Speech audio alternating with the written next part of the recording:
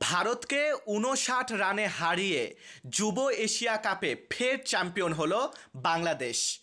টানা দ্বিতীয়বারের মতো এশিয়া কাপ জয়ের গৌরব অর্জন করল বাংলাদেশ অনূর্ধ্ব-১৯ ক্রিকেট দল। রবিবার ৮ ডিসেম্বর দুবাই ইন্টারন্যাশনাল ক্রিকেট স্টেডিয়ামে টস জিতে বাংলাদেশকে ব্যাট করতে পাঠায় ভারত। ব্যাট করতে নেমে ভারতীয় বোলারদের তোপের মুখে বাংলাদেশের ব্যাটাররা খুব বেশি ভালো কিছু উপহার দিতে পারেননি।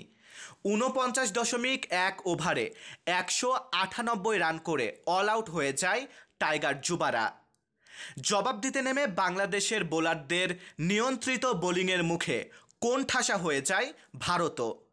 নিয়মিত বিরতিতে উইকেট হারাতে থাকে। শেষ পর্যন্ত ভারতের যুবারা ৩৫.২ ওভারে ১৩৯ রানে অল আউট হয়ে গেলে উল্লাসে মাতে বাংলাদেশের যুবারা। ২০২৩ সালে এই দুবাই ইন্টারন্যাশনাল স্টেডিয়ামেই স্বাগতিক আরব আমিরাতকে হারিয়ে যুব এশিয়া কাপ ক্রিকেটে প্রথম চ্যাম্পিয়ন হয়েছিল বাংলাদেশ। এবার টানা দ্বিতীয়বারের মতো চ্যাম্পিয়ন হলো বাংলাদেশের যুবারা। মারুফ হাসান বিশাল, বাংলার ১০।